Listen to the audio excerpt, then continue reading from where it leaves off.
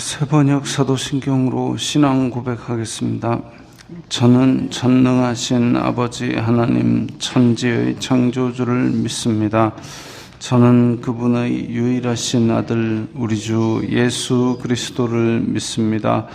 그분은 성령으로 잉태되어 동정녀 마리아에게서 나시고 본디오 빌라도에게 고난을 받아 십자가에 못 박혀 죽으시고 장사된 지 사흘 만에 죽은 자 가운데서 다시 살아나셨으며 하늘에 오르시어 전능하신 아버지 하나님 우편에 앉아 계시다가 거기로부터 살아있는 자와 죽은 자를 심판하러 오십니다.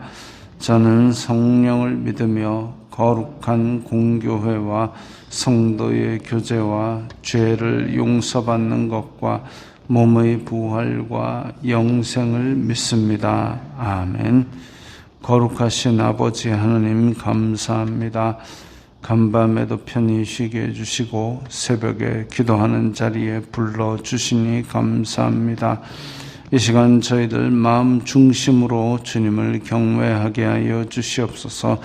예수님 이름으로 기도드리옵나이다. 아멘. 찬송가 369장입니다.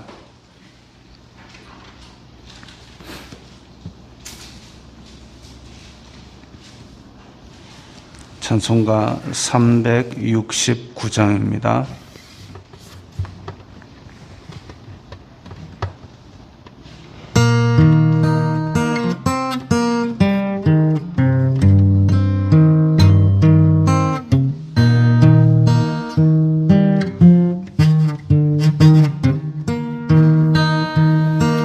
죄짐 맡은 우리 구주 어찌 좋은 친군지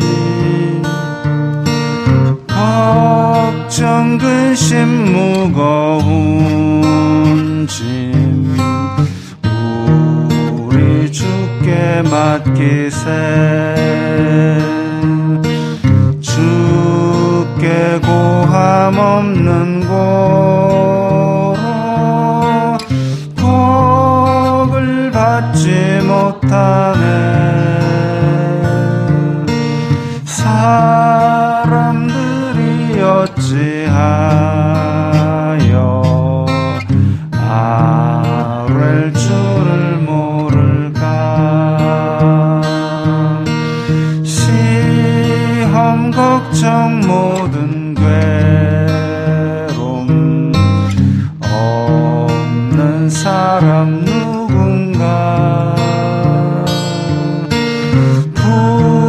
부질없이 낙심 말고 기도드려 하래세.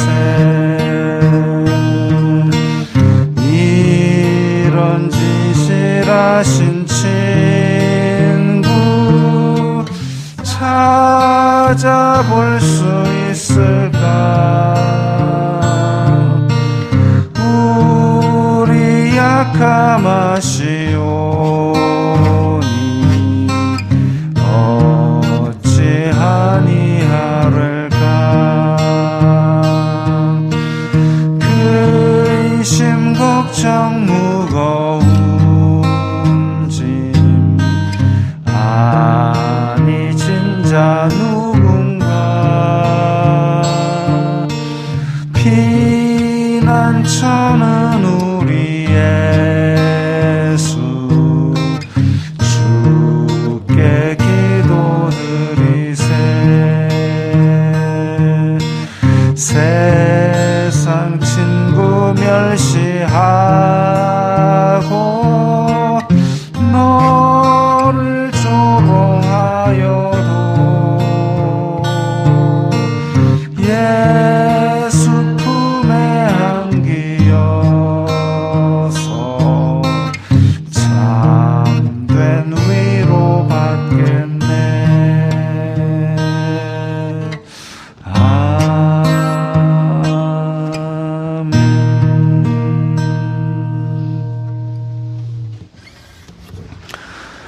오늘 말씀은 민수기 15장 1절부터 16절까지의 말씀입니다.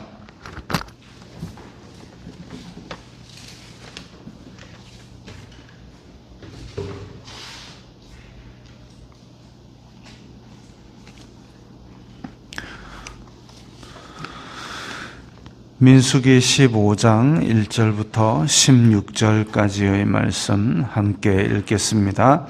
여호와께서 모세에게 말씀하여 이르시되 이스라엘 자손에게 말하여 그들에게 이르라.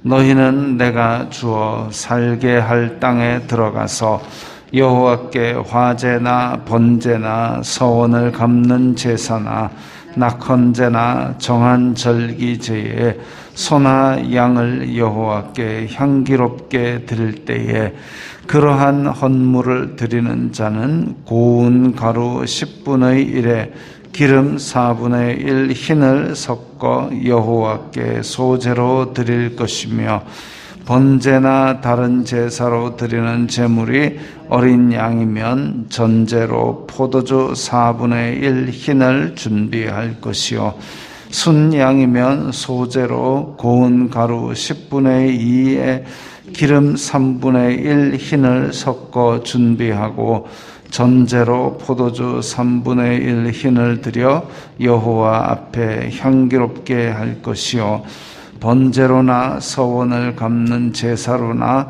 화목제로 수송아지를 예비하여 여호와께 드릴 때에는 소제로 고운 가루 10분의 3 에바에 기름 반 흰을 섞어 그 수송아지와 함께 드리고 전제로 포도주 반 흰을 드려 여호와 앞에 향기로운 화제를 삼을지니라.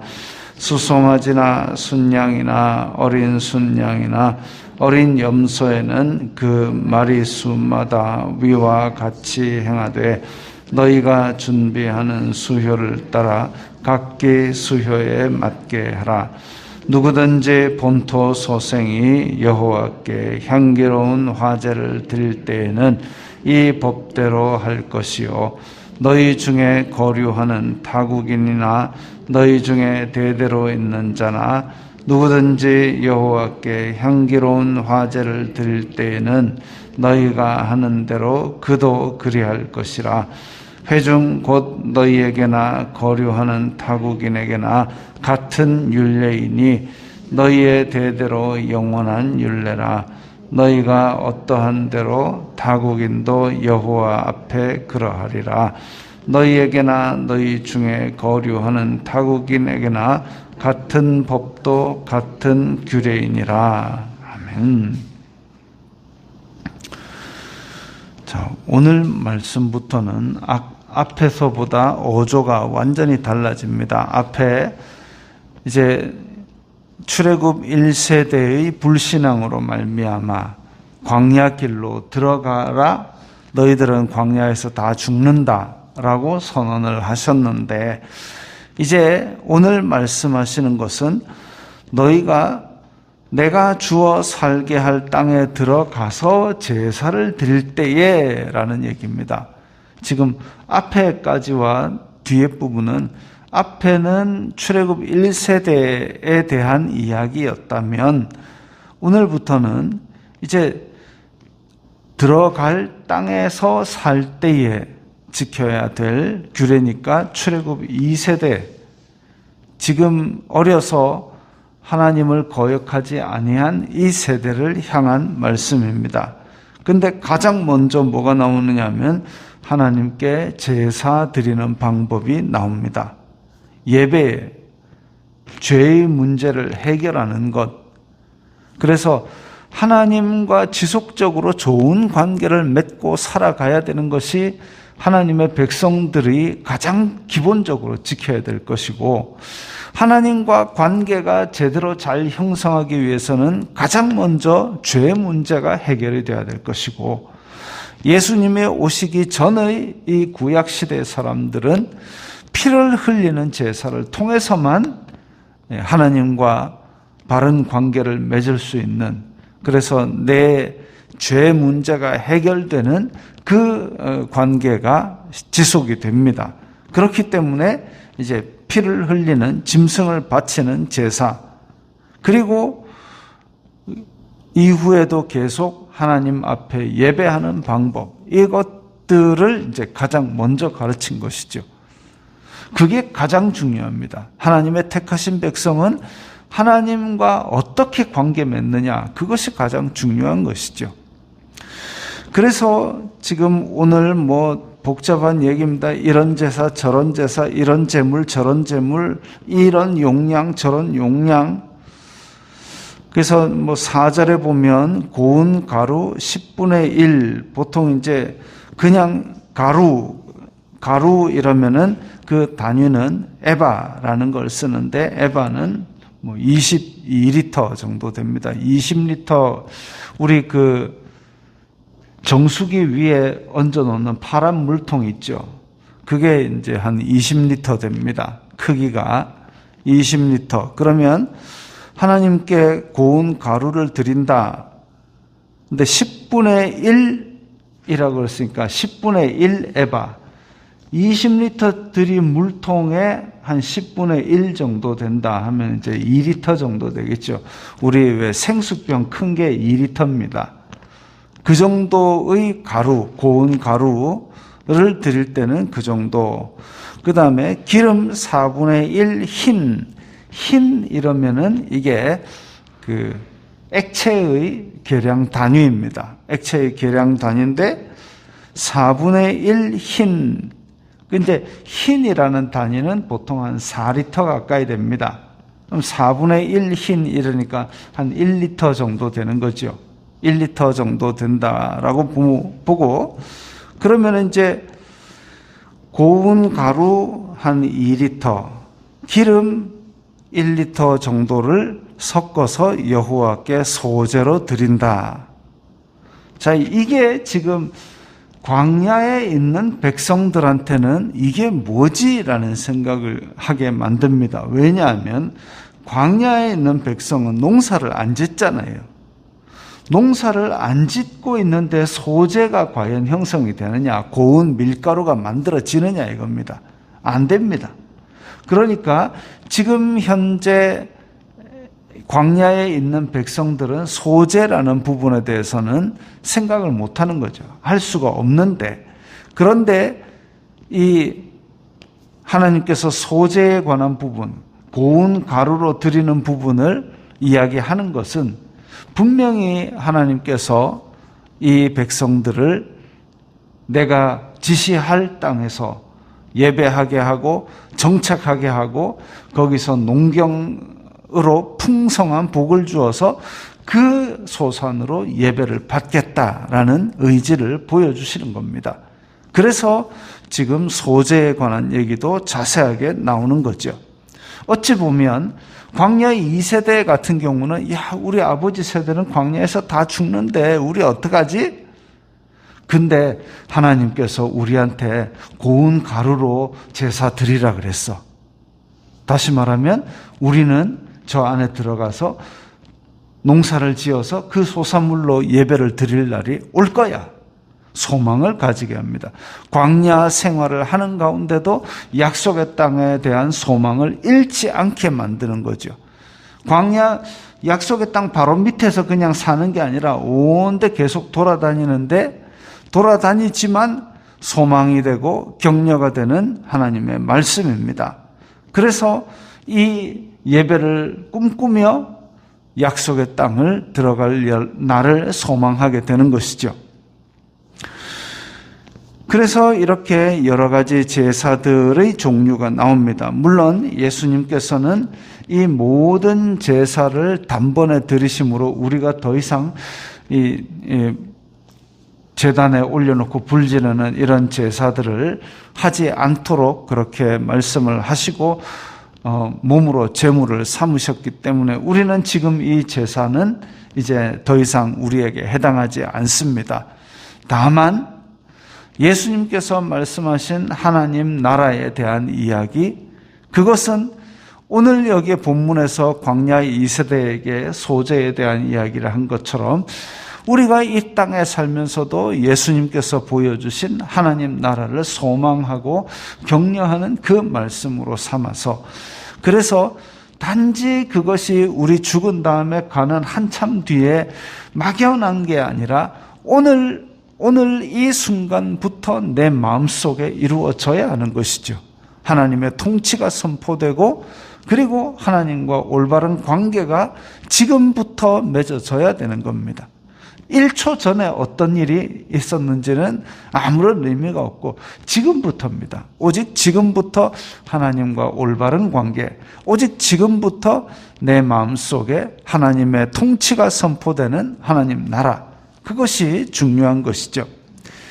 자, 그 다음에 13절부터 또 중요한 얘기가 나옵니다. 13절에 누구든지 본토 소생이 여호와께 향기로운 화제를 드릴 때에는, 자, 이건 이제 유대인들 12지파의 이스라엘 자손들 얘기인데, 14절에 너희 중에 거류하는 타국인이나, 자, 이스라엘 자손들이 이집트를 나올 때에 그냥 이스라엘 자손들 12지파만 나온 것이 아니라 그때 포로로 잡혀있던 여러 가지 족속들이 다 함께 우르르 빠져나왔습니다.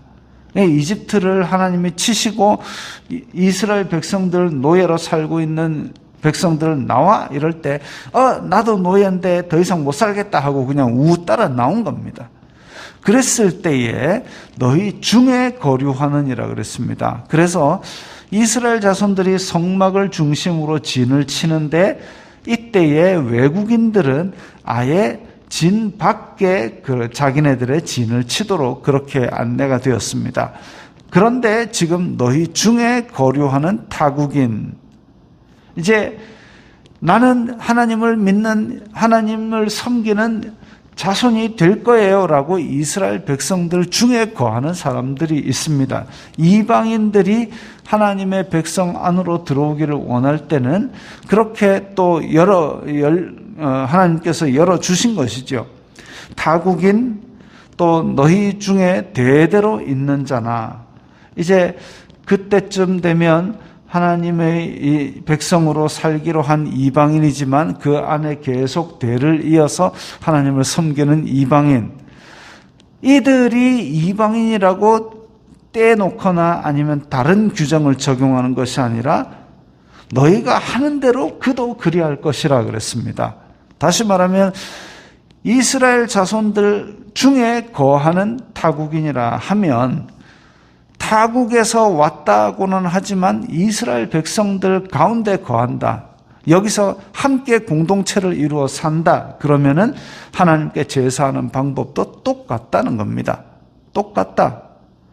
그래서 하나님께서 지금 이스라엘 자손들만 가지고 너희들은 택한 백성이나 우쭈쭈쭈 하는 것이 아니라 하나님을 섬기려는 모든 백성들에 대한 문은 열어놓으신 겁니다. 우리가 신약 성경에서 남자나 여자나 유대인이나 헬라인이나 종이나 자유자나 다 예수 그리스도 안에서 하나인이라라는 초대교회를 이끈 말씀이 있습니다. 하나인이라. 다른 어떤 구별이 지어지지 않고 예수 그리스도 안에 들어온 공동체 안에서는 하나다 했는데, 이미 광야에서, 그래서 신약에서는 이 상태를 광야교회라고 불렀습니다. 광야교회에서 하나님의 인도하심을 받아서 여기에 함께 사는 백성들은 예배의 공동체로서 이방인이나 유대인이나 한 규례로, 한 규정으로 제사하는, 한 규정으로 예배하는 그런 공동체가 된 것이죠. 그래서 초대교회에 있었던 유대인이나 헬라인이나 남자나 여자나 종이나 자유인이나 예수 그리스도 안에서 하나인이라 한 것처럼 이 지금 광야 교회에서도 예배 안에서 하나가 되는 그 모습을 모형으로 보여주고 있습니다. 그래서 이렇게 예배를 통해서 이 광야에서 사는 생활을 하는, 광야 생활을 하는 백성들이 소망을 가지고 격려를 받는 것이지요. 마찬가지로 우리도 오늘을 살아가면서 우리가 하나님 나라에 대한 격려와 소망은 어디서 찾아야 되느냐? 예배에서 찾아야 됩니다. 하나님과 역동적으로 만날 수 있는 예배, 내가 설레고 기대하는 예배, 그 가운데서 하나님께서 내 마음속에 말씀하시는 예배, 그런 예배가 되는 오늘 하루가 되시기 바랍니다. 기도하겠습니다. 거룩하신 아버지 하나님 감사합니다. 저희들이 이 땅에 사는 동안 하나님과 올바른 관계를 맺으면서 예배를 사모하고 예배 가운데 설레고 기대하는 마음으로 하나님과 친밀한 교제를 나누고 살아가게 하여 주시옵소서. 예수님 이름으로 기도드리옵나이다. 아멘.